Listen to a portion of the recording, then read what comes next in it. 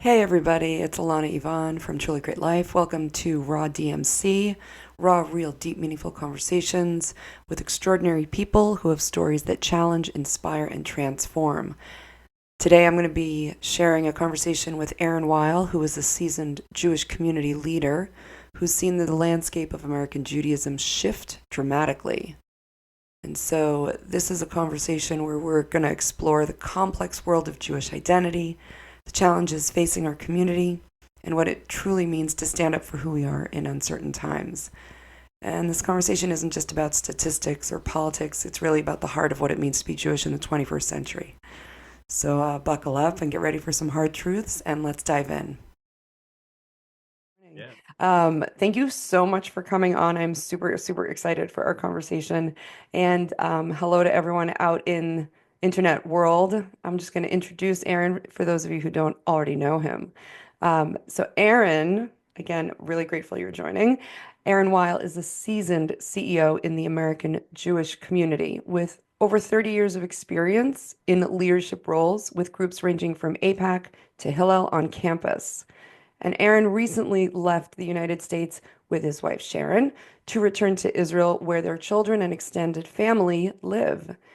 Aaron is currently consulting with various clients in Israel and the US to help them advance their nonprofits, build strong boards, and empower their teams to meet their goals. He is passionate about building bridges between global Jewry and Israel.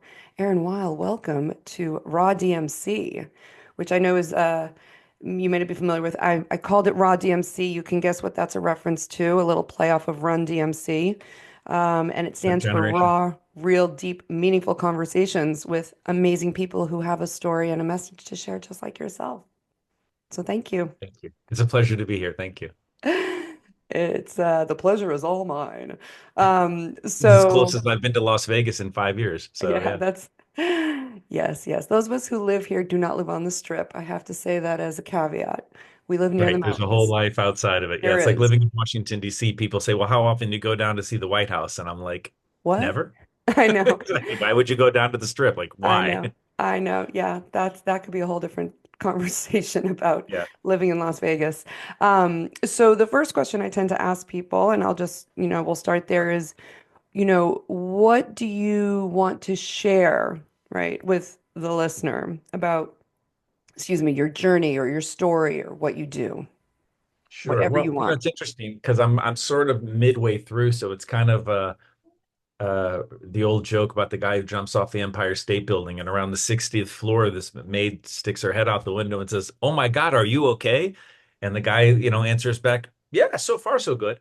So it's like I'm in movement, and there's a number of different possibilities of where it comes from here. But right now, I'm just kind of free falling, which is kind of, I guess, as I talk to other people, an age appropriate thing. I started this journey probably about four years ago when I was still living in Florida. I was 55 at the time, and I decided that I'd reached a point in my career where whatever had been working no longer was working. And I didn't like the headwinds that I saw that were going to be happening in the United States. I certainly didn't predict as batshit crazy as it's gotten, neither there nor here in Israel. But I could tell that things were going as a student of history and an amateur historian, very amateur. I could see that things were heading in a bad direction. So um, I, my wife and I bought two one-way tickets to Iceland and started a year-long journey to kind of rediscover ourselves, who we were and who we wanted to be. And, looking at this stage in our life, really probably looking at a fourth quarter of our professional career and wanting to really complete that at the height of our capabilities. And I've been very blessed and fortunate in the Jewish professional world, specifically in Hillel, where I had the very good fortune to work with two very different communities in building two Hillels that went from total obscurity to national prominence. And so once you've kind of been to that metaphorical Super Bowl, you kind of want to go back again. And so that's kind of where I'm at now. So it's like where am I at and how am I at is kind of like a work in progress. I would describe it as kind of like it's halftime. So how are you doing? Well, we need to work on executing more. We need all the things that the coaches will tell you, but they don't tell you anything. That's kind of where I'm at. It'll all come out in my book. In your book. Okay. You're writing actively a book? I am actively writing a book. I'm probably about 370 pages into it, but I need to get an editor to really make sense of it because it started as a journal in October of 2020 when I started having these ideas and I just started journaling it down. And actually, I have to say, as someone who's never really done it, it's incredibly helpful when you're charting your course forward to be able to look at in the back and see where you've come from. You have to do it with balance, which is why the windshield, or if we're British, the windscreen on your car Right. is so vast and big, and the rear view mirror is so small, right? It's the same reason that, quote unquote, we get two ears and one mouth because listening is twice as important as talking. So it's much, much, much more important to look at the future than it is to look at the past. But without that rear view mirror, of which you'll see no car that has no rear view mirror, Right. we need that rear view mirror to understand where we've come from. Aaron, I'm sorry, as you are speaking like pearls of wisdom, and I've got 50 different like ways I want to take this, If and you've got I'm a 40 sure pound dog who wants your you've attention, got it. I have a 95-pound dog who is 95. Wow. senile. I don't know what he has been walked, fed, pampered. So I apologize to everyone who Not can at hear all. that. Okay, I'm let's keep going because right now he's Sure. before we have to maybe pause for him to have a little break Of and course. then but Of there course. is so much here. Okay, I want to know how you got to, I want to know more about your story leading up to what you shared, but before we get there, you talked about you just dropped a lot of things. So, can you share with us a little bit more about your experience? You just kind of threw out there, you mentioned the two Sure. Hillels that you took from, I think you said obscurity to national prominence or something like that. So that's a big statement. And can you tell us a little bit more about what you're referring to and what that means? Sure. And Sure. yeah, So I started my Hillel career, at least the professional side. As a student, and Hillel, for those that don't know, is the world's largest Jewish campus organization. I think a lot Basically, of the people job know of, about Hillel now. It's been in the news huh? so much. I think Hillel Yeah, has well, been that's in the true. news a lot more now. That's true. But for those that are outside of the United States, particularly in Israel, where really nobody knows what Hillel is, True. um, or non-Jewish listeners who, may be wondering. And by the way, if you're Catholic, it's like the Newman Center. So, spoiler alert. Um, yes, I left Israel in 2003 and found myself in Pittsburgh at the Hillel in Pittsburgh, where they had a brand new building right between, literally on the corner where Carnegie Mellon University and the University of Pittsburgh meet and touch each other. So they had a magnificent building, a small budget, and a Hillel that had been operating since 1955, but really not doing that much. Doing things, but certainly not the standard of what a Jewish community like Pittsburgh is, which in the panoply of great Jewish communities in the United States, Mexico, and Canada, if you had to make a top 10, Pittsburgh's in the top five. Like it's that good. And I know that you've lived there, so you can nod it and confirm that it is that extraordinary of a community. Yeah. So in a community where the institutions are operating on that high of a level of not just community excellence and not just known, not in the Jewish community, but in the regular Pittsburgh and Southwest Pennsylvania community, but also nationally recognized by their peers, Hillel wasn't like all the other Jewish organizations. And so that was the goal. The community's standards are justifiably very high. It's been one of the strongest, most connected Jewish communities for over 100 years, and it maintains that because they keep that as a goal. The lay leadership do. So I came there, took the Hillel from, I don't know, I think they had. I'm sorry, Aaron. I'm going to interrupt you for a second if that's okay. Sure. Tell me more what you mean by that as a top. What By does that what? mean to be a top Jewish community, or how did you phrase it? Sure. Like, and that's one of the goals. What does that mean? Yeah, excellent, excellent question. So when we speak about top communities, there are, you know, well over 100 Jewish communities across the United States and Canada that are part of the federation system. Most of them are like any institution, Jewish or non-Jewish. They're okay. They do fine. Um, but if I'll use the medical field to kind of give an example. The United States spends more on medicine than everybody else almost combined. Certainly in prescription drugs, 25% of all prescription drugs on earth are given to Americans. So America spends a ton on healthcare. It's a national priority. And yet, in actual outcomes, according to the World Health Organization, the United States only ranks 37 in the world, with declining life expectancy numbers, with increasing numbers of neonatal deaths, like all the bad data that you'd want or not want. That's kind of where America's healthcare system is, even though they spend the most. The Jewish community is like that. They spend more than all the other Jewish communities in the world combined, easily. And their outcomes are not really that impressive. And Interesting. there are a few communities that really do an exceptional job, that are just known to have multi-generational strong leadership, well-funded institutions. They're able to attract and retain long-term quality professionals in leadership positions, as opposed to communities that have constant turnover, constant leadership turnover, infighting, all of that. I'm not saying that it's Camelot and everything is perfect, but if you speak about top communities, you're speaking of, say, a Baltimore, a Detroit, Minneapolis, Pittsburgh, obviously New York, Chicago. Um, yes, a lot of these by geography are kind of in the Rust Belt, but they're also older, multi-generational communities. So coming to Pittsburgh was actually a strategic goal, because I knew that if I wanted to do something extraordinary, I needed to do it in a community that understood extraordinary, that expected extraordinary, was willing to invest in extraordinary, in extraordinary, and had the patience to allow that to happen, because it doesn't just happen overnight. And having all of those things come together is really what made Pittsburgh such that, and the fact that we knew that it was going to be an amazing community coming from Israel, that it would be a soft landing. And that's kind of the reason why we came to that Hillel. And so taking a Hillel that, maybe had 30, 40 kids come on a Friday night, um, maybe had a $400,000 budget, no real reserves, no real investments for long-term planning.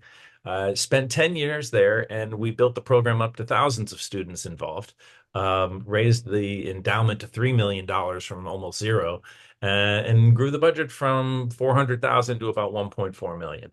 And most importantly, and I think people who are in leadership positions in the community will appreciate this, if someone were to say, Aaron, what's your proudest moment when you think back to your 10 years in the Pittsburgh Jewish community? The single proudest success that I have is that I was able to locate and to hire my successor and set him up for success, to the extent that he's now been there longer than I was, but that the institution itself has had 21 uninterrupted years of leadership. And Wow. I think you can judge an individual and an organization by what happens when a great leader leaves. Because I believe the responsibility of a great leader is to find their replacement, train them, set them up, and have the systems set up to support that person to do even better. Wow. Okay. That's very wise words. I think that can be, anyone listening to this who maybe isn't connected to the Jewish community but is interested in business or leadership. There's a lot there. So I want to stay with that for a minute, though. What would you say? Because we didn't talk with like, your backstory, right? So why were you brought in, and what was it that you brought to the table to create that kind of growth, those kind of results, that from, meh or okay to order, extraordinary? So I have to say to anybody who's looking for a job, whether you're looking to be a CEO or whether it's entry level or everything in between, not being the first choice, not being the second choice, not being one of the three final choices shouldn't be a determiner as to whether you're going to get the job or not. And me getting the job in Pittsburgh was a great example of that. It was a total fluke. They'd already finished their hiring process. They'd gotten down to their three finalists. And by pure good fortune, we can call it serendipity. For those of us that don't think coincidences really happen that much, or if they do, they're just things that we haven't figured out are really serendipity. Um, I met somebody while I was in Israel who, again, long story short, we'd known each other. They told me they were looking for someone. He called back to Pittsburgh and said, "Hey, I just met a guy who's going to be leaving Israel. We should put him into the mix." Long Mm. story short, They put me into the mix. I went through the interview process. I made it down to the final two, and they offered the job to a rabbi who's a friend of mine, who had been a Hillel director, who had already established his career. Me at the time, I owned a public relations and marketing firm in Israel. I'd never run a Jewish institution. I'd worked in it, but I'd never run one. I was really a dark horse candidate. And I had the good fortune of him turning that position down and going to Maryland instead. Mm. And because he turned it down, I was last guy standing. So they're like, well, let's take this guy. That's all we got. And it was a total risk on their part. And yeah, the rest is history, as they say. Okay, but to go from having your own PR company, right? Your Yeah, PR and marketing company in Israel yeah, to then the whole nonprofit world of, Jewish student life at sure. Hillel. What was that learning curve like? It was amazing.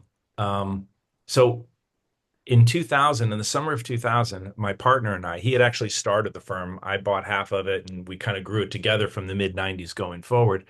By summer of 2000, we had a buyout offer from Ogilvy and Mathers in London, to buy the firm, and it was a seven-figure contract. It was going to be a significant amount of money, and we were signing the terms at the Intercontinental Hotel. I'll never forget this in June of 2020. And the president of the company, Ogilvy and Mather, he said, listen, I'll come back in September. We'll finish all of this up and sign it up. And, this is the term sheet. And of course, in August, Arafat started the second intifada. And September became October, became November, became Mm. next spring, became next November. And of course, within a year, about 4,000 companies in Israel had closed their doors. Our Oh, company wow. was one of them. And so when all of that happened, it was really like cold water. Like for anyone who's ever built up a business and had it crumble in your own hands, it's a tough, bitter pill to swallow. So going to the nonprofit world was wonderful because I instantly understood one very important concept about nonprofits. It's like a bank. If you owe the bank $100, that's your problem. If you owe the bank $10 million, that's their problem, right? So if you've got a business that's going down, that's your problem. Unless, the bank has $10 million that you've borrowed from them, then it's their problem. When Right. you have a nonprofit, if you have the right board, if you have the right visionary leaders who take their roles as fiduciaries, and we can talk about what is a fiduciary, but if they take their roles as fiduciaries seriously, then they have a vested interest to ensure that they can not only attract, not only train, but retain the right people who are going to help fulfill their dreams. Because at the end of the day, the board are the self-appointed leaders of the community who come to a given organization and say, we take the responsibility on our shoulders to ensure that this organization will thrive now and in the future. In order to get that done, we have to go hire an executive to make that happen. And when I saw the leadership that were on the board at the Pittsburgh Hillel at that time, I was just in a room of people who were super smart, super bright, super committed, and absolutely passionate about Hillel's mission. And they looked at me and said, like, here's the building, here's the budget, this is the staff that we have now. Make magic. Like, we'll check in with you. Tell us what you need and how you need to use us, but go make magic. For a social entrepreneur, that's music to the ears. Because if that's the culture that you're going into, you can make anything happen. And that's kind of how we turned Pittsburgh into kind of a national icon, is because we understood that we had under the, not under, we had inherent talents, not only in the team and in the leadership and in the community, but we had assets of an amazing building and geographic location. We just needed to have the time to make it happen. I remember telling people that we were going to have 150 students for dinner and we needed to raise money. And they said, who are you kidding? You just got here. There's like 10 kids if you're lucky on a Friday night. I Mm. said, that's where we are. But where we're going is 150 and we need the funding. Within 2.5 years, we had 150 to 180 kids coming on a regular basis. So it took some time to make that jump. And to give you an idea, 150 to 180 kids is a huge number out of, say, a population of 2,000 kids. Like that's a significant number. When I talk to our colleagues at the Newman centers, whether it's, Pittsburgh or other communities, I would complain. I remember I had a conversation with a guy in Florida who was the largest, I think the second after Notre Dame, or it's the largest Catholic population on a college campus, University of Central Florida. So he and I we had offices right next to each other, and we were kind of sharing problems. And I said, "You don't understand. I have 6,000 Jews on this campus, and I'm lucky if I get 200 of them on a Friday night." Mm, He said, 6,000. He says, I have 14,000 Catholics, and I'm lucky if I get 150 of them to come to communion. And I yeah. was like, wow. He said, yeah, like we all have our problems. Some are bigger, some whatever, but like we have the same problem here. So I immediately understood that my circumstances in Pittsburgh were very, very fortunate. Does that Mm. answer the question? Sorry, that was No, I mean, long-winded. yeah, very quickly, just because I don't know tell me what you mean by, or what it means by fiduciary. Fiduciary is someone who has a legal financial responsibility as a lay leader to the organization, meaning if God forbid something went wrong and the executive, I don't know, embezzled money, when you become an officer of a nonprofit, you Hmm. have a fiduciary responsibility to ensure transparent, accurate and available financial records. And that's a legal responsibility. It's not just an honorific. Not every board member takes it that way. And the ones that do understand it, whether they serve on the finance committee or not, but those that understand that they have a fiduciary responsibility there. We could also talk about a biblical responsibility, a human responsibility. Like there's many levels, but fiduciary really kind of gets you because you can have your business between yourself and your rabbis that what did I do, what did I not do. But Mm. if business goes south and you're responsible, it's a whole different kind of vision. So having board members who see themselves as fiduciaries is very different than a board member who comes to a meeting to rubber stamp an agenda that they maybe looked at and maybe didn't. Um, and events at the meeting are already decided. They just need to go there and nod, and then they go home and tell their friends, "I support this organization. These are the meetings that I go to." They get Which, to schwitz. yeah, and I find that those boards and those organizations tend to be less dynamic, less impressive, and less sustainable over time. So But are that's you, why I get excited about people who like take their responsibility seriously. so are you saying And this? that, by the way, sorry, is the Yeah, no, big no. difference between a company and a nonprofit. Because when you're a company and you're going down, hey, you're on your own. Like you Mm, sink, you swim, that's on you. hmm.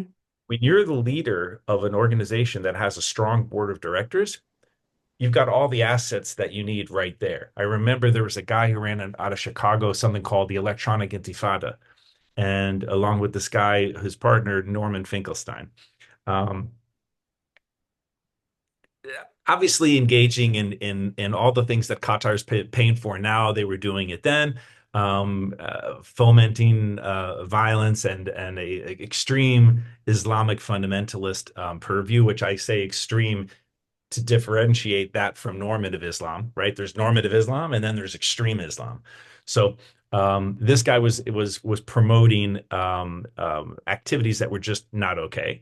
And I called him on that, and he decided to sue me because there was an article in the Jerusalem Post, and so he said this was international defamation and da da da da da. So I called the chair of my board, who happened to be a lawyer, and said, "Oh my God, what do I do? This is terrible." Within 30 minutes, it was taken care of. There was a letter of cease and desist, and that was the end of the conversation. When you're on your own, you're on your own. But when you're the CEO of a major institution in a community with a serious board, it's the difference between what they call an MP and a YP. An MP, that's my problem. A YP is your problem. And a good CEO's job is to make sure MPs don't become YPs. But when they do, it's really, really good to know that it becomes a WP, or I should say an OP, our OP. problem. Yeah. Yeah. You down with OP? No, sorry. All right. Wow. Okay. So it sounds like Pittsburgh was like all the right ingredients were there, right? You were in the right place in the right time with the right opportunity, with the right people, with the right support. Right. I'm sure there were challenges in those 10 years as well, but it sounds like overall it was the cauldron that set you up for success Yeah. that you then had the ability to set up your successor, right? Mhm. For success. You mentioned that. Yeah. So help me understand because you moved on to another Hillel, right? Another. So can you talk a little bit about Sure. why would you leave such a great setup? So there, in shorthand, there's two kinds of CEOs. There are those who are the visionary change makers who come in and really either dig the hole, put the pylons in, pour the cement, and create the foundation. Um, or they come into one that's totally broken and they have to pull everything out and rebuild it up again. And then there are those who, when all the systems are just working and everything's fine, but the person who created it for whatever reason is moving on and there's a need to bring in new blood, but not to change anything, but just to kind of keep the lights moving, make sure that the payrolls are getting done, right? They're administrators and they're very important too. So, um, I had become, after 10 years in Pittsburgh, I had made the innovations that I was going to make. I had made the changes. We had reached the tops. Like there really wasn't that much more for us to do. We'd even doubled our market size. Instead of doing 18 to 22, we were 18 to 30-year-old. So Oh, we were interesting. winning national awards for the programs that we did for people who were out of college but just before marriage. But the only way to get bigger was to move into young married couples or high school kids, which was clearly not the Hillel mission. So I needed Right. a new canvas to paint on. And a gentleman from Florida, from Orlando, who'd originally come from Pittsburgh, was touring the country looking at Hillels, deciding to build the largest Hillel in the world, at a university no one's ever heard of, in a community nobody's ever thought about, um, at a place where nobody was asking for that kind of a Hillel. We're talking about literally a $60 million, 600,000 square foot facility with 600 luxury apartment units. Like unprecedented. Well, that as a social entrepreneur was hard to say no to. And while Orlando was not on the top of my list, particularly after coming from Pittsburgh, as a Jewish community that I really wanted to jump into, the opportunity to build something on that scale was really, really hard to resist. I would even say it was irresistible because I took the job. Right. Um, Pittsburgh is one kind of community. Let's talk about a different kind of community. So, Orlando just did a community study of maybe 5 years ago. Yeah, maybe 5 years ago. And in that study, and it was like a $250,000 study, it was a serious study. They found that there are approximately 36,000 Jews in Central Florida, of whom, with a margin of error plus minus 4%, somewhere between 1 to 3% connect to that community. Meaning with a margin of error, it could be -1. That would be statistically possible that there could be less than zero Jews involved in this because the numbers were that low and the margin of error had to include a -1 in order to be mathematically correct. So Orlando was just such a community. It was a young community. You know, Pittsburgh's Jewish community dates back to the 1800s. Orlando's dates back to their first institution that was not a synagogue was 1967. So it's a very young community, fairly transient community because, you know, you had Tupperware, Disney World, and Universal, and Amway. And the community did not have a strong federation, did not have strong institutions.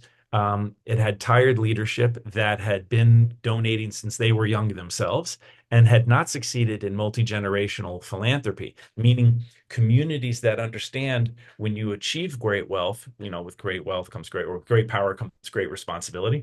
So once you achieve that wealth, you need something like the Jewish Funders Network, for example, to help work with that next generation to give them the tools to set them up so that if the chain link is going to break somewhere along the 3,000-year journey between today and, you know, standing at Mount Sinai, it ain't going to happen on your watch, right? Hmm. That's the goal. And nobody wants it to break on their watch. Um, Orlando is a community that just really can't get out of its own way. It's so we got the building built and we built the program and we went from the smallest Hillel in the state of Florida to the largest Hillel in the state of Florida in just 4 years. Hmm. Um, but there were certain structural things that we're not going to be able to change. One was changing the community's mindset. Two was understanding that the students were completely different. A student who goes to Carnegie Mellon University or who goes to the University of Pittsburgh is not the same kind of a student who goes to UCF. One could argue that Jewishly, they're, you know, coming from Miami to Palm Beach, where there's 750,000 Jews, you could argue that they're coming from very Jewish environments, but that wasn't even really enough. It was an institution.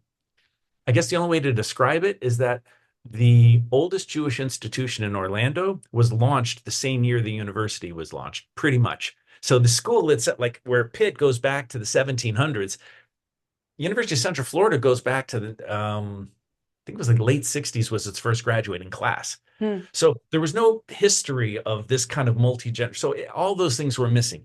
Even with those odds, we put up the 600,000 square foot facility. We put up the first and only kosher restaurant in the state of Florida that was certified both halal and kosher. Our dream was that Muslim students and Jewish students, or even students that aren't Muslim or Jewish, but who want to eat kosher or halal, would be able to dine together. And we thought about it really strategically. And what we realized is 80% of the time, this is going to be a fabulous idea. People will dine together. You know, if you eat together, you learn together. Now Okay. you're not so strange. About 20% of the time, this could be a really bad idea. But we liked the number, so we went with it. And it lasted about a year, and then unfortunately, the restaurant folded for a variety of reasons. Um, but it was a goal that we had set for it. And after 8 years in Orlando, I could really see that really no matter what I did, I wasn't going to be able to change the dynamics of that community. And I could see that the winds were changing in the United States in terms of how the Jewish community was responding to the growing threats that were only murmurs then, how parents and understanding what they wanted out of college was just starting to become a really big issue. You know, the notion that Americans go into massive six-figure debt to send a kid to school, where, you know, in the rest of the world, it's just not that way. And it's not just Israel where, you know, we put our kids through university here for roughly the cost of a quarter of a semester at an American university. They got a full education here. Like it's that vast of a difference by 90%.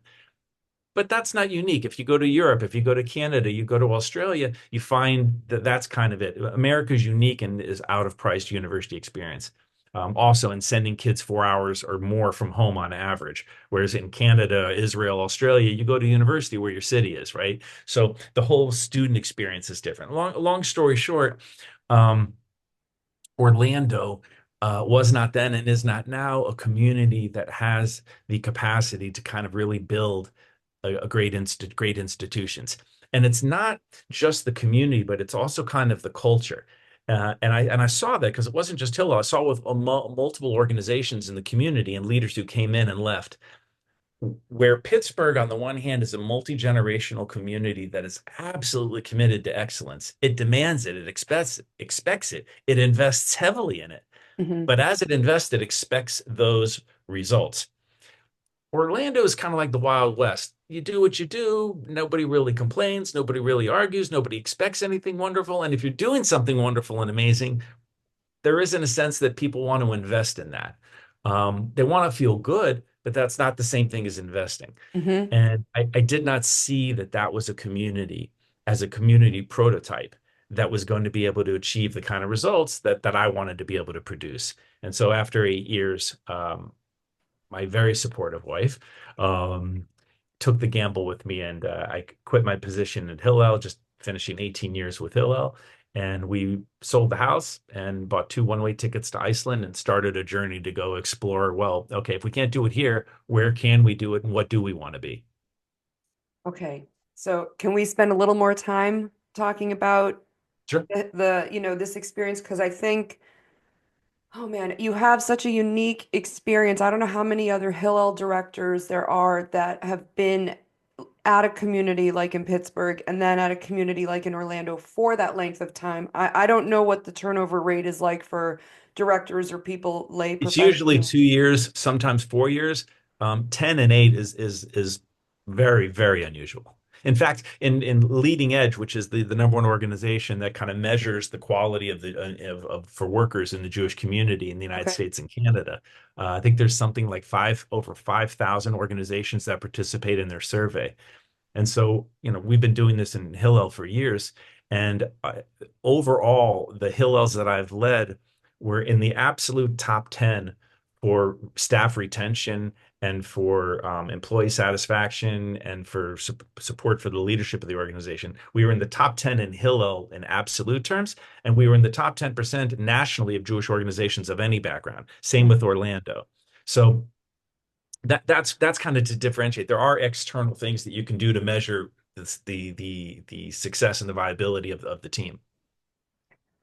Okay. So let's bring it forward. I know you've been out of the country now for a few years, but just Yeah. staying on the topic of Jewish communal leadership, Mm. can we talk about where things are at now? I mean, Sure. there's I have some notes here, but the challenges that you dealt with, the challenges that you saw, the differences that you saw were totally before obviously October 7th. Right. And there's been this awakening in part of the American Jewish community since October 7th, not all. And Hillel has come under, Hillel has been in the news here, Yeah. and identified by some as this like organization that I don't see it as what it's being accused of. So it's just really interesting that you were there for almost 20 years in as things were leading up to where we are now. So, not everyone has the privilege of being in a community like Pittsburgh, right? Not everyone, not every student, not every family Right. has the, privilege of living in a community that has the resources that you described. And so I think there's just so much going on, and I don't really know which question I want to ask first, but taking it to where we're at as, being here in America, in the American Jewish community post October 7th, with your perspective through the lens of your experience as a award-winning, successful, Jewish communal leader for so long, right? And now that you're in Israel, which we'll talk about your experience in Israel, but what would you want to say to our listeners or discuss about American communal life post October 7th from your point of view, or however you want to, So broach the topic? I would say that in the largest sense, nobody really can comment on it now.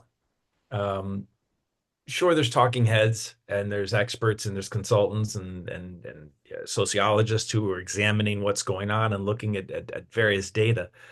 I really think it's going to take a generation to really look back at this time and analyze it and understand what happened. While we're in it, what I can say, what I observe is, and I want to say this with humility because I have colleagues who have pointed out, look, you've been gone 3.5 years, things change, right? It's been a volatile 3.5 years, so things aren't exactly the same as you remember. And I get that. So I want to put that out there that some of my comments may appear as someone who's kind of on the outside. But I want to preface by saying I've been out 3 years, but I was in it for closer to 30. And it's not like I left and went to the moon. I've been going back and forth working with clients in the United States and in Israel, and I've still very connected to the college campuses. So it's not that I'm totally removed from it. So with all of that said, and recognizing that nobody can really tell you what's going on, I'm going to attempt to answer the question and tell you what I think is going on. um,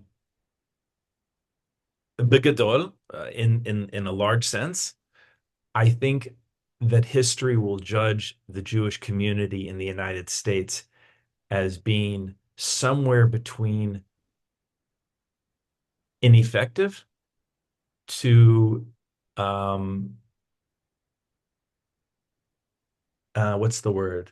Ineffective to being non-disposed towards meeting this historic moment head on. I think that history will look back and see a Jewish community that was fat, Sorry, was can you repeat that one? Just what you the, said the, again? the history will look back and judge the American Jewish community at the beginning of the 21st century as lacking imagination, focusing on the wrong issues, and most egregiously, naively believing in the permanence of a temporal situation. And I think that is where history is going to be the most um, difficult because we can look back and say, we were just had the good fortune. If you were raised post World War II, we lived in this golden nirvana. I mean, it was amazing, right? There was never anything like the American Jewish community. There never was. There isn't anything now. I don't say that there won't be one once again in the future, but it was a unique time in history to experience a a a a culture that was multi-generational, that only saw ascension, And so you can understand how the community got complacent because this was the world of our fathers and mothers. This was the world of our grandmothers, our grandfathers. Why wouldn't it be there for our children and our grandchildren? So I can understand. Plus, the community, particularly right around the time Newt Gingrich started stirring up the waters, and then that brought in Obama as a response, the community was very headstrong in a good way about creating something, a new flavor of Judaism that we'll call Tikkun Olam, right? Tikkun Olam doesn't exist in the Torah. It's not a Jewish way of life, but in America, Tikkun Olam is everything. It's almost like this is the Reform movement, which I was born and raised in the Reform movement, so I can say that. And Tikkun Olam, I get it, is important because it's also a way of saying let's reach out across the aisle. Let's build relationships with women, with blacks, with Hispanics, with Arabs, with Muslims, with Indians, like with anybody who we can build alliances with. And we will be there for them, and they will be there for us.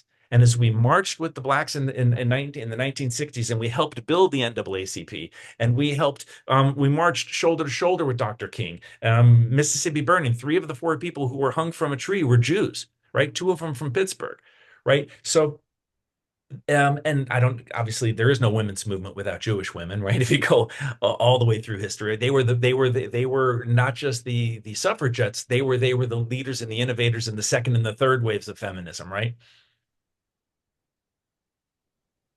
American Jewry, I think, got drunk on that success, and we forgot who we are, what our unique place in the world is, and we put too much, and I think it might have even been arrogance, though it could be more fair to say it was just naivete. We put too much emphasis on partnering to help build up the other, on the assumption that if the shit ever hit the fan, they would surely come there and be there for us.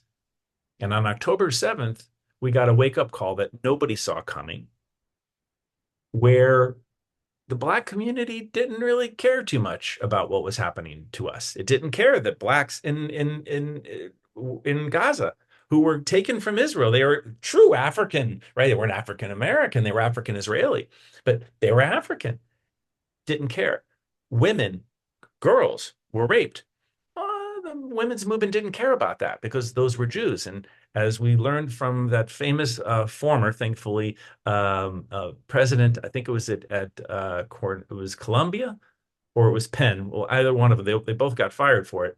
That attacking Jews, it depends on the context. I think that's what her comment in What front was of it? We had Congress was. Harvard and MIT. Yep. It Yeah. depends on context. Well, once you say that hatred against Jews, it just depends on context, but you could never say hatred against blacks or illegal immigrants or women or gay people, right? That would never be permitted. But if you can contextualize and say there are times where it's okay to attack a Jew, to kill a Jew, to rape a Jew, well, now we've entered into a different world. That morning of October 8th, where we all of a sudden saw Black Lives Matter in several cities. Chicago's is one of the more famous ones because it's one of the largest chapters. Put out T-shirts with those Hamas terrorists crossing from Gaza into Israel to commit mass. I mean, there's no other word for it, genocide. Um, that was hard.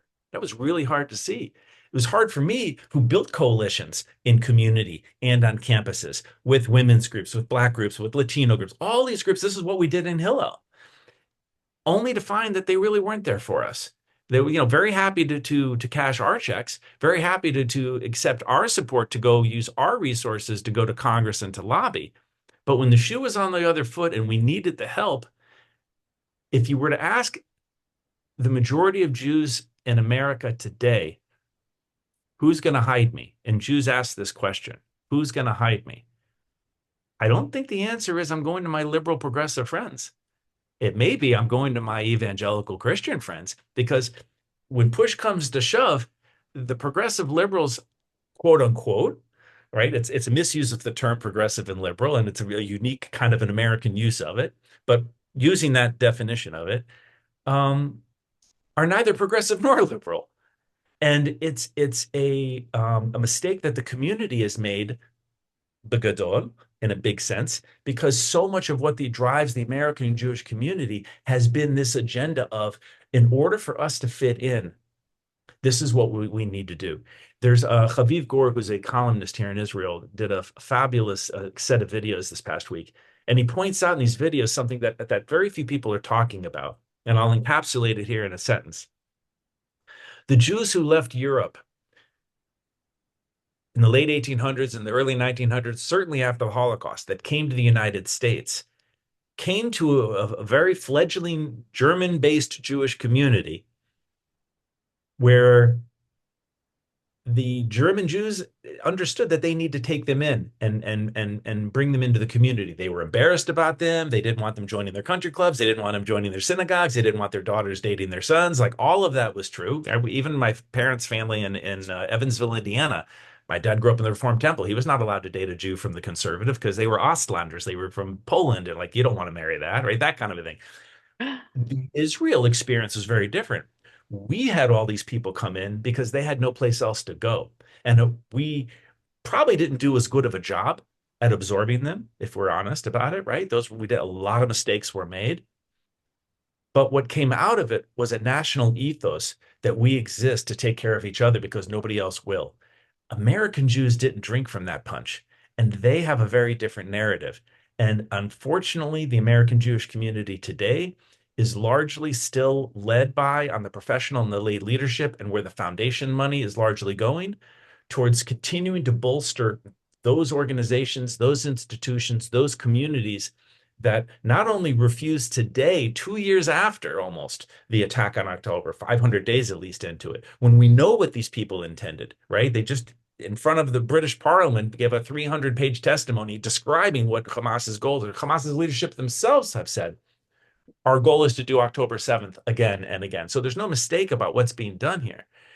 In this universe, we have two Jewish communities that represent 80% of the world's Jews that have two very different worldviews. And I think that is something that the American Jewish community is ill prepared to deal with in terms of the threat from our neighbors, if you will. And it's ill prepared to deal with the threat of the growing gaps between Israeli Jewry and global Jewry. Okay. So getting back to there's so much here. I'm gonna have to look at the transcript after, and we're gonna have a follow-up conversation at some point. Happy to. But with what I'm retaining right now in real time, I want to know more about what you think the American Jewish lay leadership organization, you were talking about how Sure. I thought I heard you say that they still don't get it. I mean, I feel, being here and witnessing this and going through it, I think what's been interesting is there are those who seem to be, awake, and there are those who seem to be not awake, or Right. it's contortioning. It's like not a distortion, but there's an interpretation of facts on the ground where, first of all, not even everyone is even agreeing on facts on the ground. So for me, going through this, and as you know, I have a child in Israel who had moved there in August of 2023, and we went through this in real time when October 7th happened, having our baby there. And that is something that is still being processed. And just to Me. clarify for your listeners, by that you mean having your daughter, not that you physically had a baby here. Yeah.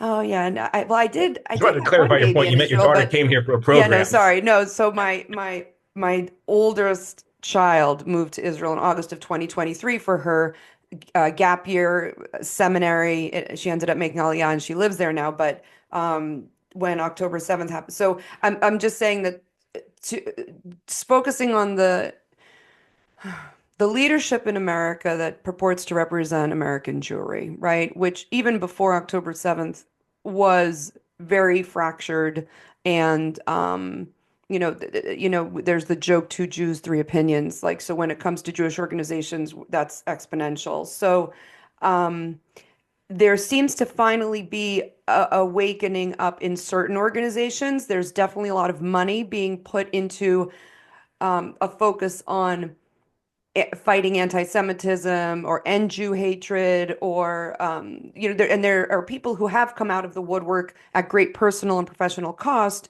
to speak, truth to what the Jewish experience is here, but really also about what's going on in Israel. It all stems from that.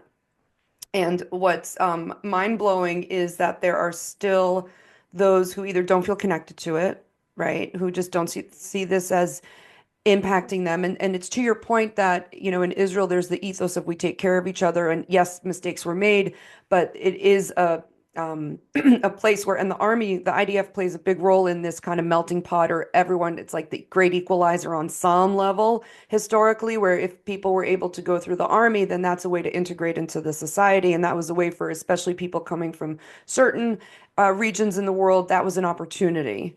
That was an opportunity. Here in the States, though, we don't have, a great equalizer, and it's very, the Jewish community is fractured, whether it's, by synagogue affiliation, which I don't even know what percentage of Jews affiliate with a synagogue anymore. The experience on college campuses, the experience people are now having in work. There are organizations that have come up for different industry, for Jews in different industries because of anti-Semitism experienced in the workplace, right? So different things are coming up finally, but obviously just like an iceberg, right? Just like anything, it's not like it just happened. It's not like this is new. There's been a lot growing under the surface, and now, if you will, with the catalyst of everything since October 7th, it's like, in times of challenge, where do you fall on the side of taking action, not taking action, identifying, not identifying? And it's a process. I mean, for me to even be having these conversations, it took me almost, a year to even decide to be very out there with my Jewish identity and Israeli identity, and to incorporate it into my work and into this podcast. But from the leadership, you were saying that there, the concern about how history is going to look back on the American community. And I'm sure if people are listening to this, they might take umbrage with that, or they might have issues with that, or questions about that, or Sure. get upset by that. So tell me more about what you mean by that and why you mean that. And, you know, because maybe there are Hillel directors listening to this right now, right? Who are charged, or or professional Jewish leadership who are charged with leading the Jewish community. And so, what can you I think the first thing share? is to understand that the leaders of the Jewish community, and to some extent the donors, the lay leadership, are in a very hard situation. It doesn't matter at this stage to say it's hard because you brought this on because of bad decisions. No, you can't say that, because they did what they did with the knowledge that they had at the time, and the prevailing winds that were blowing guided them to drive the ship in the way that they had the winds. Like that history cannot, it would be unjust to judge them for why didn't you see this coming? Because nobody saw this coming. I actually will That take, being said, I will, that would be a whole different podcast, but I don't agree with that. okay, okay. And I say that as a preface to what I'm about to say, because Sure,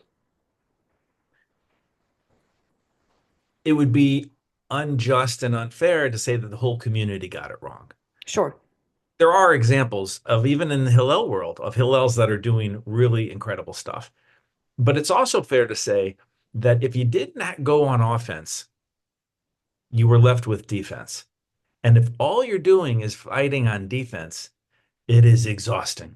Ask anyone who was alive in World War I for trench warfare, right? What was exhausting was being stuck in a trench, and you go up an inch, you go back an inch, you go up an inch, you go back an inch.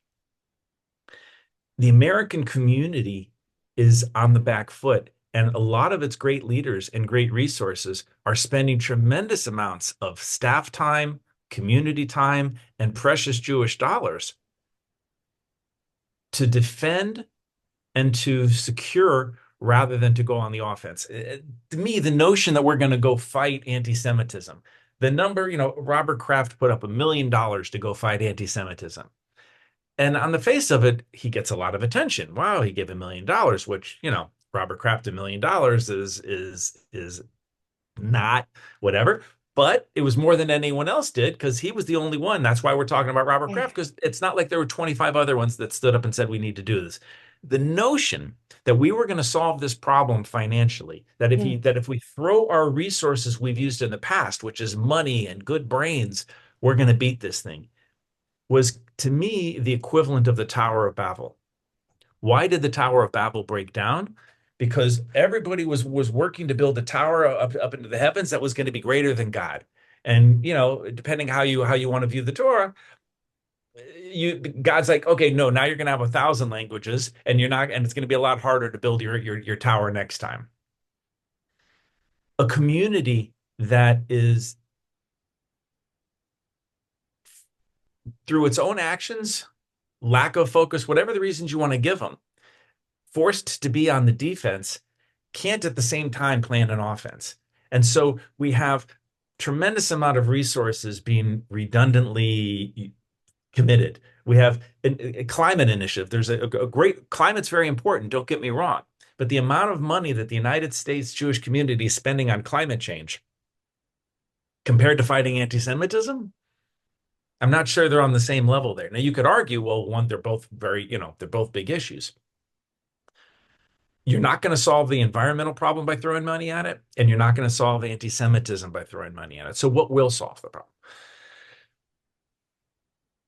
Having a a very different approach to what's going on in the world is where it starts. I can't tell you, well, if they only did this, then it would be fine. Because anybody who says that either lacks the money or the personal ability to make it happen, because it's easy to say it, it's harder to make it Sure, happen. Put sure. that out there. That being said, what holds back the American Jewish community from fighting this battle is the same thing that held the Poles back in World War II from fighting off panzer attacks from the Nazis. When the Nazis invaded Poland with panzer tanks, Poland, it was the last great charge of cavalry in history, but the Polish cavalry charged the panzer tanks. Now, obviously, you know, things fared badly for the horses when they were charging against tanks, but it's what Poland had, right?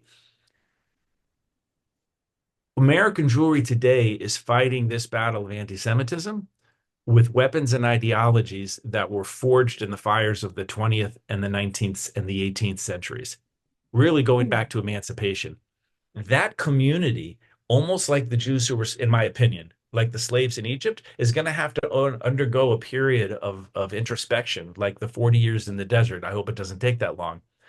But I'm almost certain that the Jews who were donors or leaders who were going to change the table, not end anti-Semitism, because nobody gets to end that, but change the table so that a new kind of Jewish community comes as a response to what's happened. They're not born yet. They're not in our day schools. They're not in our summer camps because almost no Jew goes to those places anymore. Jewish day schools are closing, not expanding. Jewish summer camps, they're wonderful. They do great work. All of our kids had amazing experiences in Jewish summer camps. And yet the number of Jews who send their kids to summer camps is this, right? So we can produce great things, but the number of people we're impacting is very small. And this goes back to the American predicament. Can can it be after October 7th? Can the American Jewish community recover its prominence? History will tell. But we do know this much right now, 500 something days after the massacre of October 7th, is that the community is still not figured out what it needs to do.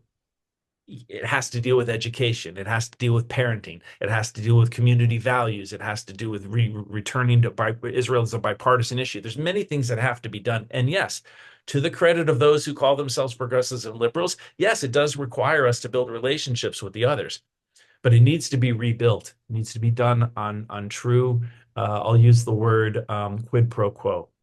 We will be there to back you. We've demonstrated that. We will now expect and demand that you do it in return. The days of Jews just writing the checks and sending it in because please like us, please accept us, that needs to come to an end. Our former allies have made it clear that they were never going to do it. And they not only are opposed to it now, they'll give you reasons why they're not going to do it. Then us continuing to throw our money and resources in hopes of them somehow liking us and accepting us is going to be equally elusive in terms of success. So, it sounds like you're describing what some call, the good Jew. Don't hurt, It's a good have you Jew. heard this? Like, the idea of like, I'm the good Jew, the Jew that doesn't offend. I'm the good Jew, the Jew that, just like me. I don't like Israel, or I'm not this, or, I'm this, that, and the other, and I'm the good Jew. And, so there's something going around of I like, used to have students I'm on not that. campus who Yeah. would come to me and be like, I was like, "Oh, do you go to Hillel?" Or, no, no, no, I'm not a good Jew. I don't do that. And Oh, I'm that's a like, well, different kind. Yeah. No, not let me that kind of good Jew. differentiate good Jews and not. We don't have that concept. There aren't good Jews and bad Jews. That's a Christian concept, I right? know. Yeah. Whether you go to shul or go to synagogue or go to Hillel or Chabad, that doesn't make that act doesn't make you good or bad. We don't have good or bad. We have Yetzer Hara, Yetzer Tov, another conversation, Yes. but we don't have that belief. That being said, you're onto something really important. The Jews in the United States, for very real reasons, that let's face it, this is the dream of their grandmothers and grandfathers, was for them to be American. Because what they were leaving behind, if you look, I had this colleague of mine who was at Ukraine, Hillel, and she showed me her identity card, and it had like the equivalent of a J stamped in her ID card. Yeah. So I said, what did that mean? And she goes, well, we were not allowed to study Judaism. So we had no idea what we were as Jews. But once that was in your card, you couldn't get a job here. You couldn't get a job there. You couldn't live there. Like it was restrictive. So we don't know what being Jewish means, but we know it doesn't mean something very good.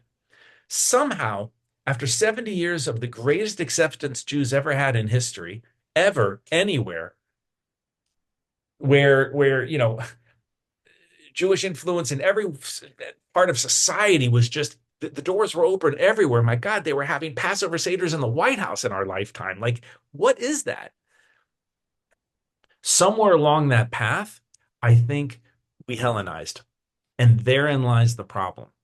We're too close to Passover to talk about, the Hanukkah story, but to It's me, never that's too what late to talk down. about Hanukkah. Well, so American Jews have become Hellenized, and by becoming Hellenized, um, I believe, and again, this is looking into the future, looking back at the past, I believe American Jews will be most harshly judged based on the Hellenization of its leadership that was not able to see the threat when it was small enough to be dealt with, was not determined enough when it revealed itself, and did not have the staying power and the perseverance when it started to take a long time to turn around. They were just completely ill-equipped because at the end of the day, they were, like you said, I'm a good Jew. I fought for all the right causes.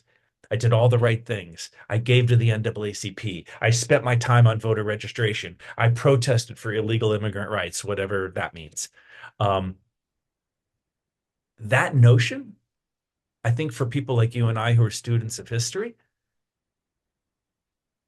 can only remind us of the Jews who were being marched in the death camps, wearing their medals and their iron crosses from World War One, saying, "How could you do this to me? I fought for the Wehrmacht in World War One." I've got a poster. Well, my father-in-law has this poster in his office. It's a painting from the First World War, and it's called Kol Nidre. And it's a field in Brussels with hundreds and hundreds of German soldiers with yarmulkes and wearing a tallis praying Kol Nidre in the battlefield in World War One. Anybody in that painting, if they were still alive 20 years later, would have been murdered by the Nazis. Those people couldn't see it coming. It was unthinkable to them. And so today we have Jews in America who are like, I'm a Democrat. I'm as good as everybody else. I don't need to be married to a Jew. I don't need to educate my kids to be Jewish. We've made it. We've succeeded. Jewish is just like a sweater in my closet or it's a screen on my TV. I'm happy to put it on, just like everybody's happy to celebrate St. Patty's Day, right? Whether you're black or Chinese or Hispanic, St. Patrick's Day, everybody feels a little bit Irish. But as my father-in-law, who's truly Irish and comes from Dublin, says, if you want to celebrate St. Patty's Day, the goal of celebrating it is to not to go to a bar and get drunk. Do what an Irishman would do. Go write or go read a book. Mm, Because that's the gift of the Irish, not the alcohol. The gift mm. of the Irish is the literature, it's the writing. The gift of the Jews has been watered down through the Hellenization of American Jewry. It has been both our savior and the author of what could be our demise if we don't turn things around. And history has a very interesting way of turning the Jews this way and that way when they start to get to bad places or places that a change has to happen. Like, why are we still here 3,000 years? If you study it, it's kind of been an ebb and flow of opportunities and successes and failures. We're at that turning point in history right now. And how we act today is going to have a huge impact on our grandchildren unborn. So I appreciate everything you're saying, but I do feel the need to maybe share what I don't know how much it's being shared in Israel, and I know you're in Israel now, and how much you might be aware or not aware, but I feel like I need to defend the American Jewish community now because um, what I have seen and experienced and is that there is many people are being woken up to their Judaism, Right. to their Jewish identity, to their Yep. connection to Israel. Um, Adversity does that. since, and that the term has been floated around as an October 8th Jew, right? I'm a Jew who was born again on October 8th. And what does that mean? And what is that, and I created an online coaching course to help people walk through that because it's a Mhm. very real question now of I am being identified as a Jew and looked at as a Jew by people, and I don't even know what that means. To your friend's point in the Ukraine, where I don't know what I know it doesn't mean something very good, but I have this J stamped on my ID card, and I have a friend here who's from Ukraine originally, and she talked about it all the time. She had no idea what it meant to be a Jew, but everyone called her a Jew, and then here as an American Jew, we can be like, ah, yeah, that's former Soviet Union, or oh yeah, that's how bad it was. But here in America there's so many people who don't know what that means other than, I think it's interesting timing that that Netflix movie came out right before October 7th. You're so not invited to my bat mitzvah. And there was so much talking about, and we watched it and it was fun and it was entertaining, but it was like, oh my God, is this what people think like American Jews are? Like, this is insane. So and it is a snapshot of a certain segment of the community, but it's not the whole thing. And what has happened in this country for many, I don't have any numbers. I'm Sure. not involved in the community on a late. I'm not an, Sure. I'm not involved in this, but there absolutely is an awakening. And to use your Hanukkah analogy, like there are people who are totally tapping into their inner Maccabee and waking up to that spark of Judaism within them, the Pintele Yid, whatever you want to call it, they are waking up to a part of their soul because and yes, we're forged in the fire, right? Like the hard times bring out the best in whatever. Like there's enough sayings out there that I can't say off the top of my head, but there are people waking up here. And as far as the legacy institutions, they are pivoting. Maybe it's too late, right? The Titanic started to pivot, but it still crashed, right? I don't know what's going to happen, but there is movement in a direction towards tackling the problem. I I hope I don't believe it's too little too late, although there's plenty of commentary out there that does think that the ship could have turned a long time ago. And I want to say that it's not even a Jewish problem.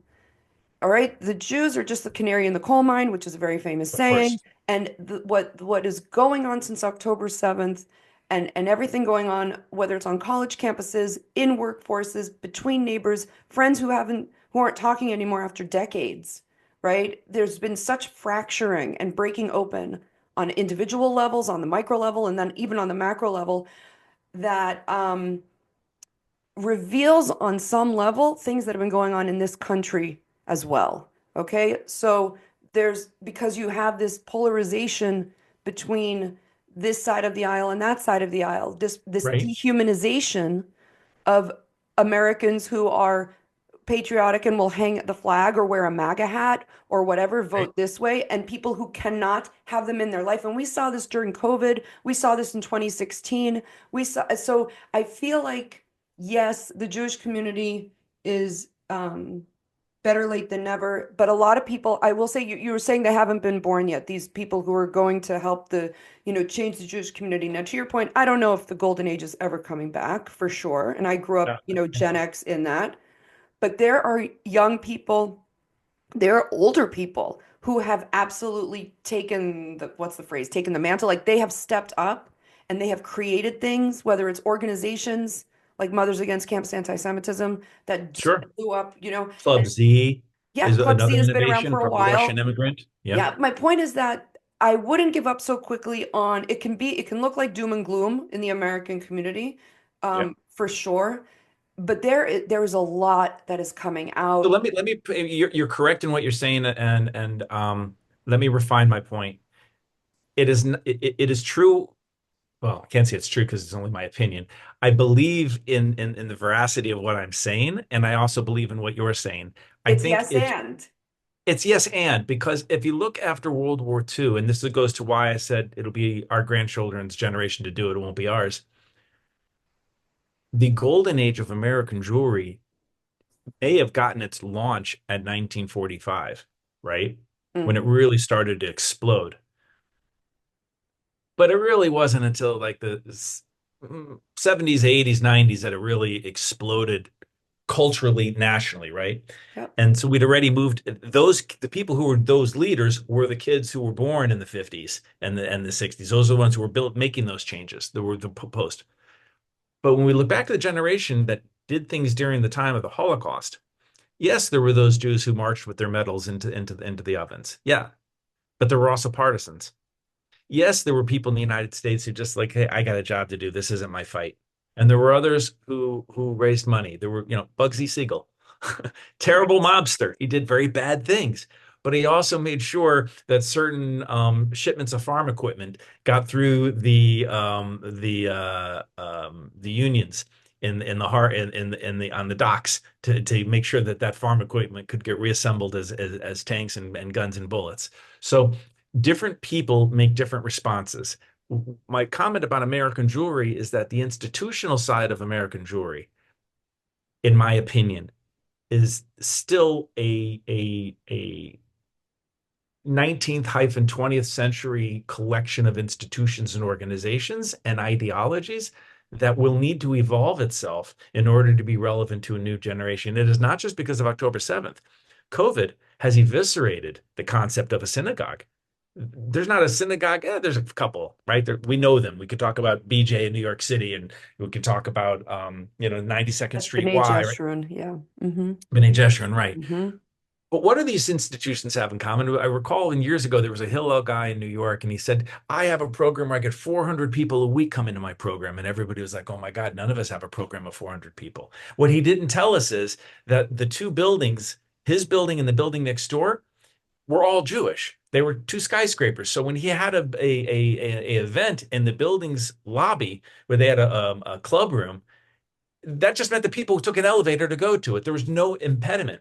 Where if you tried that exact same program in Milwaukee or in Las Vegas and you've got to drive 30, 45, 50 minutes, an hour and a half to go to that program, the numbers don't add up. So the American community is going to have to take a reevaluation of itself.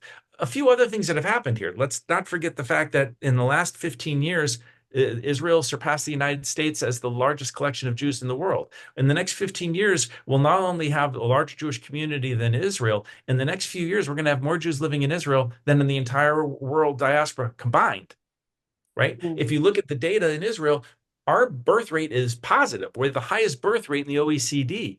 The American Jewish community, much like everybody else in America, is a shrinking community. It's not the same as Russia or Japan, but it is not a community that's bigger. Best data that I can show you is 1965, the year that I was born.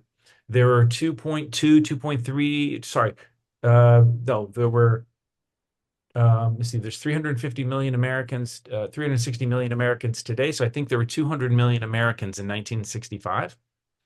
Then there were close to 6 million Jews. If we've gone from 200 million citizens to 360, and we still have the same number of Jews, something's wrong. Mm. When I was a college student in the 1980s, we talked about somewhere around 400,000 Jewish college students. That's the number that they use today. Now, how can that possibly be? With intermarriage on an average of more than two-thirds, or in San Francisco, where it's off the charts, it's like less than 10%. Meaning you'd have to be a real freak in your community to marry a Jew in San Francisco, because 90% of the people aren't doing that, right? So in the United States, you have a community that has multiple issues to wrestle with. The big band-aid we're pulling off is October 7th, but you've also got a track of assimilation that's been happening for years. And, like Trump, not like Trump, um, he is a lightning rod that is causing a lot of people to examine what it means to be American? What does it mean to be a Jew or a Christian or a Muslim or a Buddhist? All of that's going to have to get renegotiated. And you're correct. There is a new generation, that October 8th Jews, but that group of October 8th Jews are largely younger, and they're going to have to grow up, get through college, have their jobs, make their careers. It's going to take time for them to find their voice and the money to back that voice. But we see it's already starting to happen. So you're correct in saying, hey, there's a lot of different things happening in this kitchen. It's not just the main course. There's a lot of other things happening. I'm pessimistic on the United States because it has so far to fall because it rose higher than anybody ever did. So it's going to look like the drop is more precipitous. You know what I'm saying? If England goes through the same thing, we won't notice it as much because, it's England, right? But in America, it achieved something that no one in history had ever done before. The Jewish community itself, right? They deserve to give themselves credit for what they built. It was unprecedented. That world of our fathers, if you will, to quote the book, is gone. And I don't think it's coming back. And we need a generation of people who are going to answer not only that question of what do we mean to ourselves before we can talk about what do we mean to the other, which is a huge question because American Jews are amongst the most uneducated Jews on the planet. How are we going to relate to Israel? A small bit of data. Um, a recent survey, I forgot who put it out, showed that of people who are age 35 and younger, 85% of them get their main news source is social media. Yeah. Okay. You're going to have a very interesting worldview if you're getting most of your news from social media. Now look at Israel, people who are under age 35. What has their experience been? Well, since October 7th, you either were a victim of an attack, knew someone who was a victim of the attack, had to put on a uniform, had your spouse have to put on a uniform. And by the way, we've had wives and husbands go into the army and grandparents stepping in to watch kids because they both have reserve duty, right? So Yeah. here, kudos to our men and kudos to our women who both of them are doing this. They're ending up with very different worldviews. The Israeli Ministry of Education has done a deplorable job of educating Israeli Jews to understand what are American Jews. In the curriculum here, they're taught about the civil rights movement in America, but they're not taught that Jews were involved in it. Think about that, right? Now think about the poor quality of American Jewish education. How pick any country you want that has Jewish day schools and Hebrew curriculum. An American who goes to a Jewish day school likely, in broad terms, is not going to come out speaking and reading and writing enough Hebrew to go to a restaurant and order. It's just not going to happen. But if you sent a kid in Latin America to a Hebrew day school, they're fluent. They read books. They write papers in Hebrew, right? So the American Jewish community's promise, the gold that was like everybody looked at it as the golden Medina, I think a lot of that glow has been taken off. October 7th and what's happened since then really tarnishes it a lot. Not because they're all guilty, the opposite. There's a lot of responses, but the responses, I don't think history is going to judge the responses as sufficient to the time. And that cleavage is where the change is going to happen. It's bad for us, but that cleavage is what's going to drive the tectonic shifts that are going to happen that will create the earthquakes, which will make the new mountains of communities that are going to rise from this. I don't think we're going to see it, but there has to be a response to this. And you're correct that there are organizations and individuals, professionals and lay leaders who are investing in dynamic change. The best example I can give you is Sandy Carden, who has created something called Global Jewry, where he's put together Jews all over the world who are in leadership roles to do one thing, to talk to each other. Mhm. The strength of the Jewish people is our ability to rely on one another, period. We find ourselves in a challenge right now where that is not the understanding of the American Jewish community writ large. There are pockets in the American community believe it, but there are other pockets that like, this ain't our problem. We didn't sign up for this. And that has to be addressed because the Jews that went into the concentration camp were not just the ones with yarmulkes. They weren't just the ones that had a Torah in their hand. They were also the ones who were clean shaven, ate pork chops, licked their fingers on Yom Kippur as they ate the pork chop. and could not understand how, not even speaking a word of Hebrew with names like Werner, right? They still were sent to the death camps. It blew their mind. They couldn't see it coming. Is going to have to go through a very similar kind of a how did this happen? And I think that we're very fortunate, as painful as this is, the old Chinese proverb, it's also in the Talmud, like, may you be born into In interesting interesting times. times. These times are creating all kinds of responses. Some of them are useless. Some of them are inspiring. Some effective, some less so. America's got it all. Like everything about America, it's got everything you want. It has all kinds of responses here. What I was saying in the negative about America that I'm not hopeful is that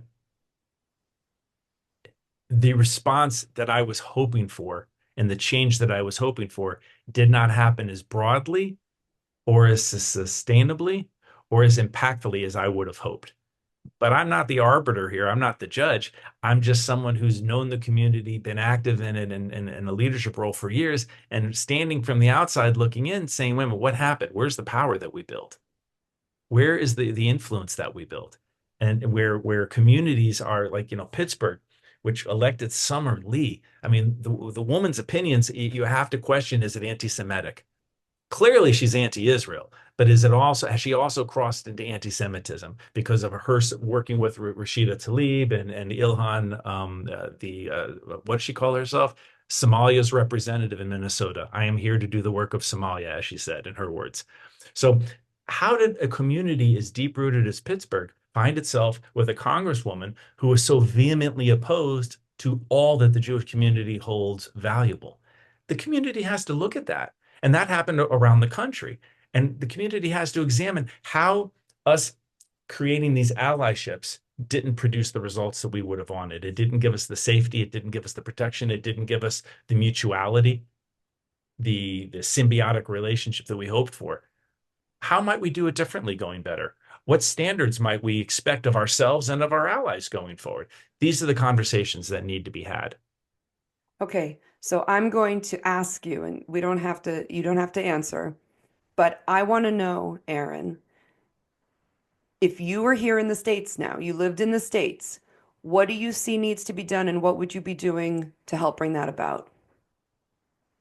Well, that's why I've joined the advisory board of Global Jewry, because I want to be a part of that conversation. And I think what Sandy Carden has done with this initiative is to bring the right people to the table to start asking those conversations. Um, the question's a short one, but the answer's a long one. Um, there's so much that has to be done on all levels because it involves education, it involves philanthropy, it involves allyship, and it's at all ages that this has to happen. Um, we need to take a look at the poor state of education of American Jewry. And if they're not going to go to synagogues anymore, and they're not going to Israel, and they're not going to Hillels and Chabads, then what is it? What makes you a Jew? Why be Jewish? How many times are we going to have to meet people who go, I don't know, I'm Jewish because my parents are. I don't know what that even means. That's not sustainable for more than one generation. If we fix everything, but we don't fix that, the ball still drops. The secret to Jewish continuity is that we always have another generation coming up the ranks. If you look at the Torah as more than just a triptych of the travels of the Hebrew peoples, it's also kind of and of course the Talmud, it's it's a guidebook to how to build multi-generational community. Sorry, I just love that you said triptych. Oh, yeah, I Sorry, know I'm the just younger people are gonna be like, "What the hell is a triptych?" no, I If they tell me to go right. to to AAA You to go get to it, the wonder why I get AAA AAA and is. tell them where you're going and they print out a map for you so you know exactly how many miles to go from point A to point B to that is hilarious. Sorry, that was really funny. Yeah. Yes, the triptych, Torah, Talmud. Yes. Yeah, so the reconstruction, if you will, of American Jewry has to start at the bottom, and it's got to go all the way up to including senior citizens. We have to look at our institutions, at our national institutions. Right now, a big initiative in America is the Jewish Climate Exchange, and they want to get all the synagogues in America to move to solar panels. Oh, And really? and That's a Lana, thing?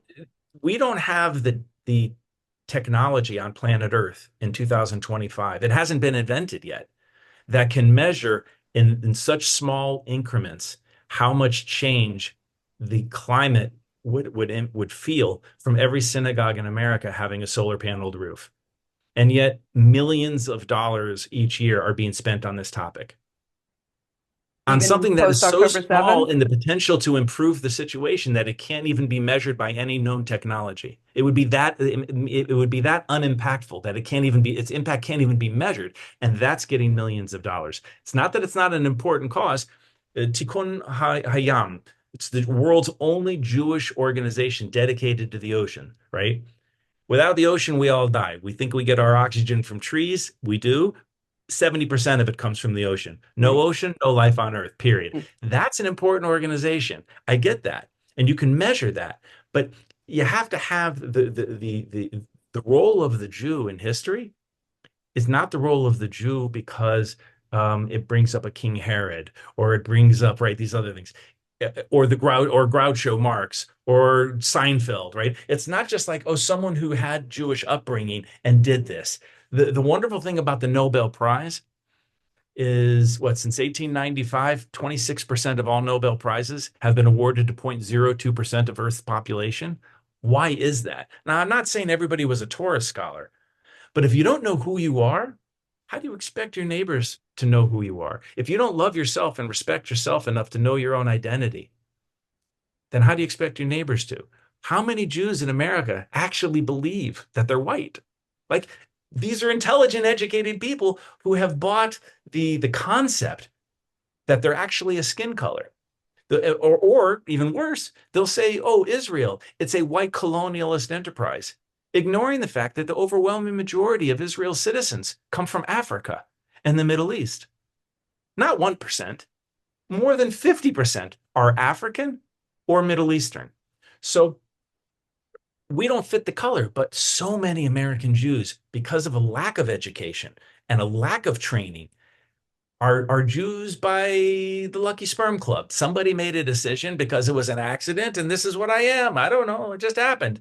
It's nicer to be a Jew in America because of the Lucky Sperm Club than it is in Ukraine to have an ID card that says, Jay, don't know what it means, but I can't get a job with it. At Right. least in America, if you look at the polls, the most respected religion up until October 7th were the Jews.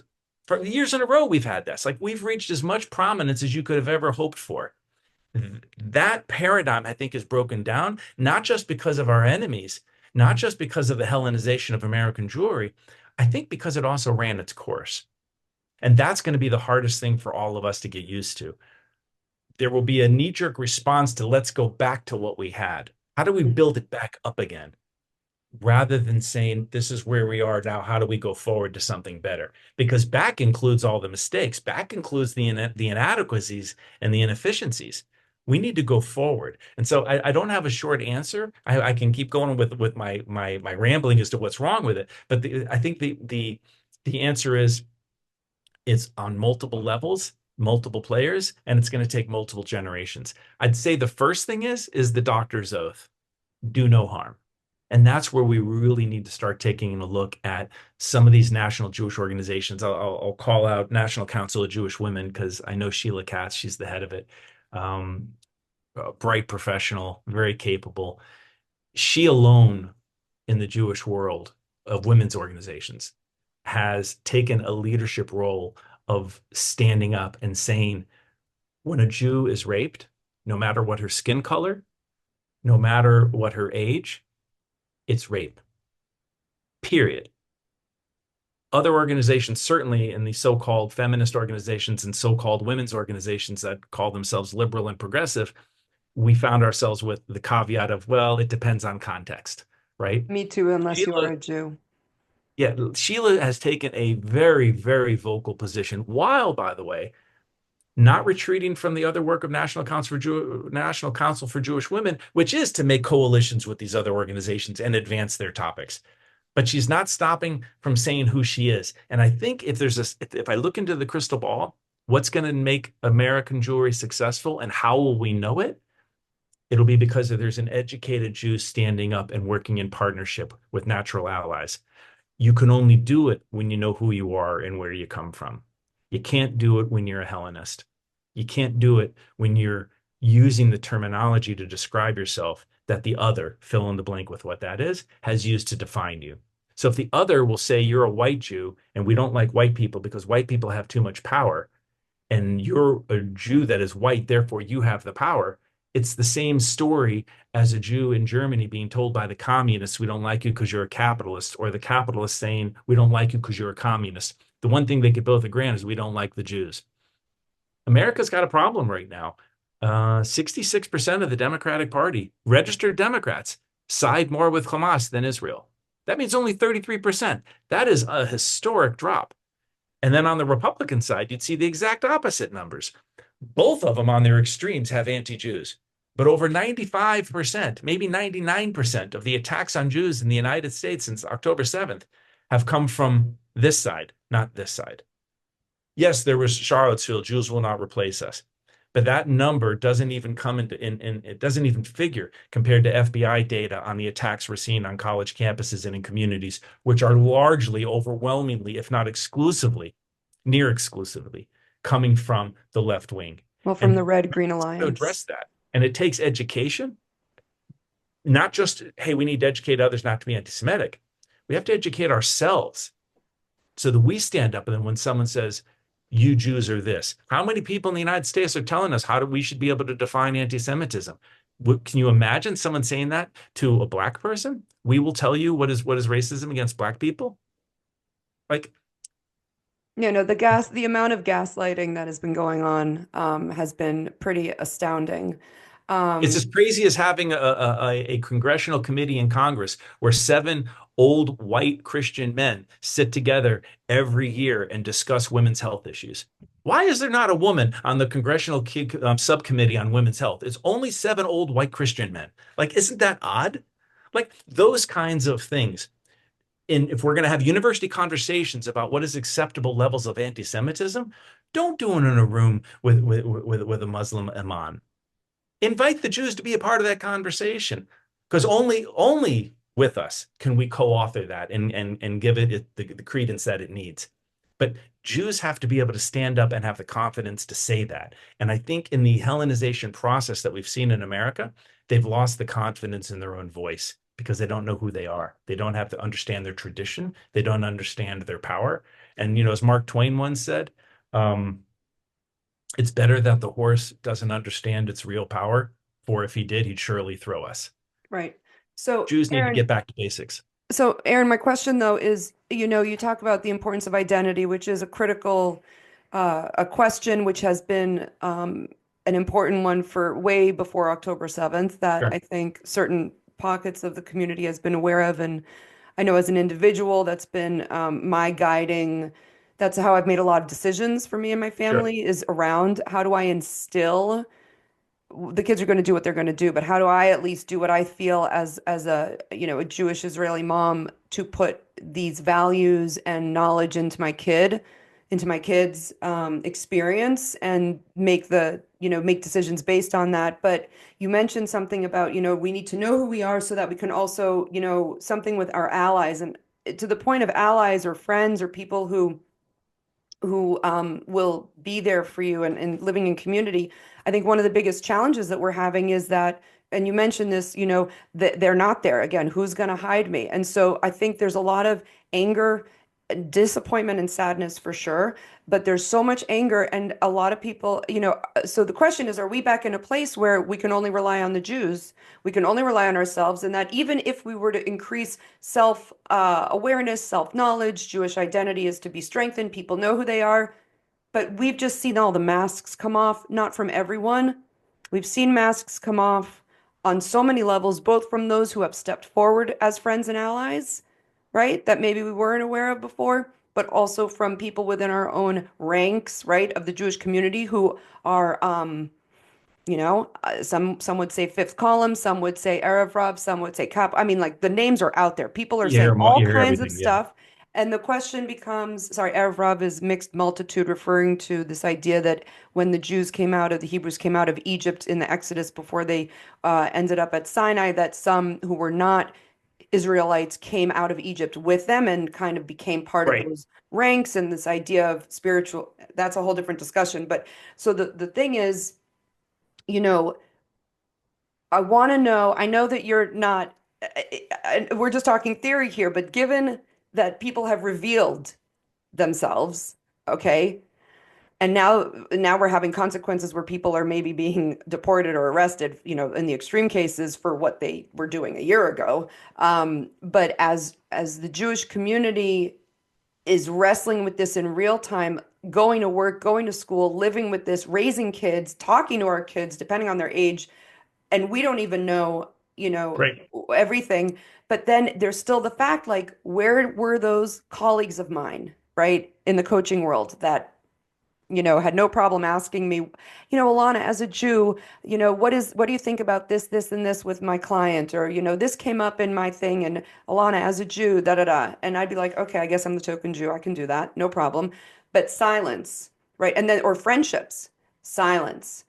Professional relationships, silence. And then you'll see, depending on, I'm in several Facebook groups, and like you will just see people posting, that my friend put this on their wall, they posted this social media, and just Sure. so even if we, yes, Even in the Jewish community, people in our own community yes, are anti-Israel or anti-Jewish. yes. Yeah. So, there's the yes, we need to strengthen ourselves, but how do we cross bridges? Um, I don't and that's why I brought it up. It was like it's a bigger problem for America, right? It's a bigger problem beyond the Jewish community, because one of the things about America was this idea of the melting pot, this idea of, I'm not judging you by the color of your skin or what you look like, or, it's really this idea of character. It's this idea of humanity, and it's about seeing the other person as human. It's about Well, it seeing the was other. that. It Woke was. changed all of that. Yeah. I mean, My the world's richest man is an African American, and the world can't handle it, but it's the truth. He's an African American, and he's got more money than anyone on the planet, and no one will recognize him as such. The America you talk about would have said, well, here's a guy who comes from Africa. He's obviously an African American. But in America, because of woke and DEI, he's not considered that. We have, the NAACP has scholarships for people who are African American. So we have a friend who's Tunisians and their kids are, Tunisian Americans, African, and they were told no, North Africa doesn't count. So we have another friend who's from South Africa, like Elon Musk. oh, And they said, well, can we get college scholarship? We're from Africa. No, no, no. Well, we're not from North Africa. We're from South Africa. Yes, but you're the wrong color South African. So what it means is when we do DEI is it means that you have to be a black African, ignoring the fact that Arabs were also slaves, right? But they're not counted in that number. And so it's it's it's a convoluted problem that we can't answer, but there is something that we can do. And I think, Ilana, we have to also recognize, and you saw this years before I did. I'm following you. There are voices, and it will make a lot of Jews in America uncomfortable because Jews, like myself, have been voting Democrat since Roosevelt. That's just what we do. But we have natural allies that are Republicans. We have natural allies in the world right now. And I'll give you a great example. There's a big global anti-Semitism conference being held in Israel. And the president of Israel, who's neutral, is convening it. And respected leaders like Bernard Henri Levy, who's a French philosopher, very, very important figure, is not coming yeah, I because saw that. Viktor Orban, the head of Hungary, is has been invited. And so in America, if you're right wing or seen as right wing, you're the devil, you're wrong, you are off Beyond the limits. pale. Hmm. Yeah, you're beyond the pale of acceptability to work with you. If you're Israel, we don't have that luxury. So when you look at the map of Europe, where are Jews being attacked? Hands down, it's France, it's Belgium, it's Holland, it's England, it's France. But you know where it's not? It ain't happening in Poland, and it's not happening in Hungary, and it's not happening in the Czech Republic, and I could keep going. But what is the commonality here?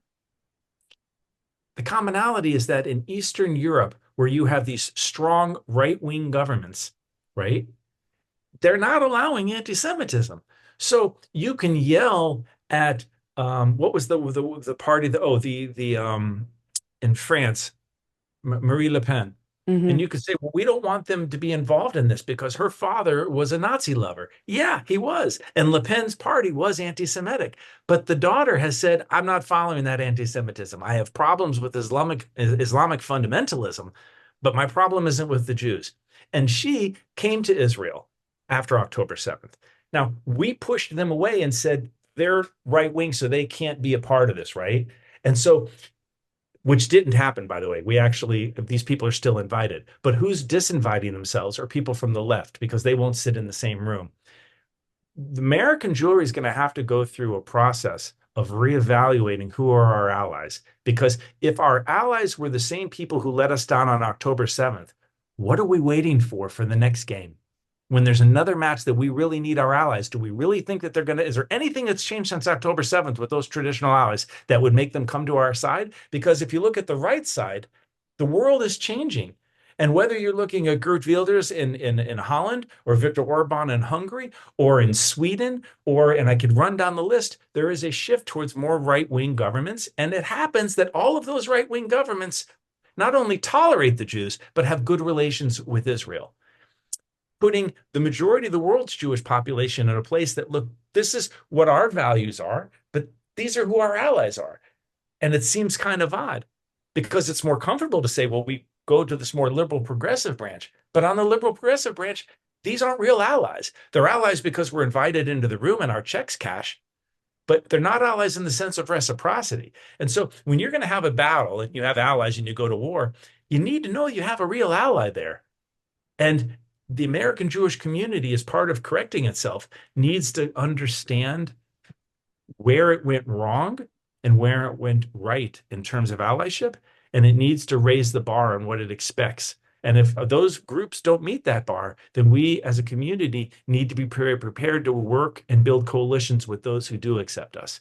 All of us, not just because we fit their agenda, but a complete Jew is a Zionist Jew. There is no separation. You can't rewrite the Torah and take out the 500 mentions of Jerusalem. You can't change the holidays and take out the mention of Jerusalem. You can't change the way that we turn towards Jerusalem. You can't change the concept that Jews believe in the rights of indigenous people to self-governance. The ending of British colonialism. Israel is the only example in the Middle East of decolonization, right? You can't change that history, but what we can do is educate a new generation to understand the inconsistencies and not seeing that history. Okay. So my head is like buzzing because I like have a question and then you say something else and I'm like, oh man, there's so many threads here. I And I want to, apologize, so but I do have to get off after the I know, next. I know, Yeah, I know, I know. I'd love to have you come back on again. But my question is, yeah. so to your point, I think this is exactly what, you were talking about where the identity part is so important, right? When the center is strong, you can deal with what is happening. The problem, I think, is that American Jewry to some extent has not had that strong center of knowing who they are as Jews and what that means, to your point. And so then we're looking outside of ourselves. We're looking to the environment. We're looking to the political, right? So I think what we're having right now is this end result of so many American Jews identifying first and foremost as, for example, Democrats, right? Their It's like turning identity. to these freedom seders where they have seders to celebrate, to deal with illegal immigration. And they tell the Passover story as it's through the lens of illegal immigration. We have such a rich tradition in history. Why are we whitewashing our own tradition to try and tell someone else's story and insert ourselves into that tradition? This is the problem that I'm talking about. I'm not saying don't have a creative Seder. I'm saying the Passover story is a particular story. I use it as one example. We're never going to get 100%. We're never going to get all the Jews to think one thing. Moses couldn't do it. We're not going to do it. But our chances for another 3,000 years of being here and being relevant will increase in direct proportion to our ability to stand up, educate ourselves first, then the next generation, and to stand shoulder to shoulder. This is the Zionist dream, shoulder to shoulder with the nations of the earth, and say, "I'm a Jew. I stand here next to you. I'm no better. I'm no worse. I am one of mankind and womankind, and I have my rightful space at this table. You either see me and respect me with an open arm, or you get a closed fist. We bring peace. That's what we want. And if you can't give us that, then we have an alternative approach. Our goal, our mission on this planet is to build and to enhance. If given the opportunity, history has shown that's what we do. Palestinians have fared far better living in Israel than they do in any country in the world. There's only one country where Palestinians in the Middle East have free access to the press. That's Israel. When the Israeli president was sent to jail for sexual assault 7 to 10 years ago, I think it was, the president was sent to jail on a vote from an Arab Muslim Supreme Court justice. It was a tied vote, and his vote is the one that broke it. So it's being able to understand that it's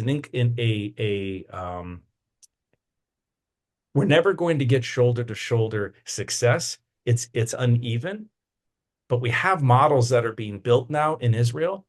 There's a new Judaism coming out here, which is a whole different broadcast called Israeli Judaism. It's a new concept. The only thing that I can safely predict, going back to your original question about the future, is that it's going to have more change, much more, because history is moving at a faster level. So we will see much more change in the rest of our lives than we saw beforehand. So if this pace is bothering us, we should start taking Dramamine because it's about to get a lot more. Right, And the strap second on your thing is, seatbelts. exactly, strap on the seatbelts. And the second thing is that change will not only be a part of what's going on, but our ability to succeed is our ability to adapt. And that, along with Torah, is the secret of the Jewish people to why are we still here for 3,000 years? What makes us eternal? We're not stronger, we're not smarter, none of that. And yet, that too. It's our ability to stay committed to our Torah, to our values, and to community, and to our value on education. And yes, human rights. But you can't do it for others until you do it for yourself first. You got to be alive for it. The world's built enough Holocaust museums. You know, people tell us, oh, well, if something terrible happened in Israel, we'd build museums. You wouldn't be forgotten. You know what? I'd rather be lived with today than worried about being forgotten tomorrow. Live with me today. Let me be your neighbor today. And let tomorrow worry about itself. Aaron, if people want to get in touch with you, how can they reach out? On LinkedIn is a good way to find me. Um, what's a better way? Facebook is also good. All right. And they can reach out to you directly, and you're free to give them my email. Yeah. We'll put this also And I in the description. apologize. I have a missile alert. I do have to go to a safe A room. I'm missile. sorry. Oh God. Be safe. I will talk with you later. All Thanks right. for coming on. Take Bye, care. everybody. Talk to you later. Bye-bye. Bye-bye. Wow, what an incredible conversation with a dramatic ending with Aaron Weil. So, if there is one thing I want you to take away from this episode, it is the importance of understanding your identity, your history, your community. And I think Aaron really challenged us to look beyond surface level connections and really dig deep into what it means to support and uplift each other. So, whether you're Jewish or not, there are universal lessons here about what resilience, community, and standing up for what you believe in um, is all about. So, if this conversation moved you, challenged you, made you think differently, please share it. Tag me, truly, truly great life. Share your thoughts. Let's keep this important conversation going. And thanks again for joining, and I will see you next time.